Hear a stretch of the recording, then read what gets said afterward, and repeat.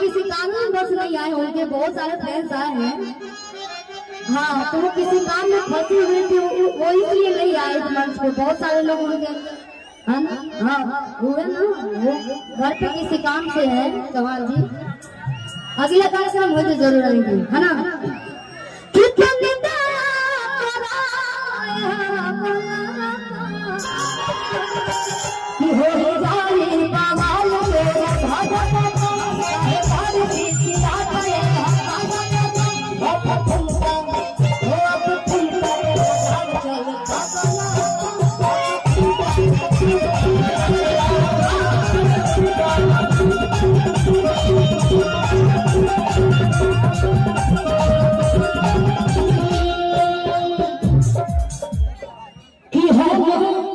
अरे खोजो देखो चूड़िया राजा जी,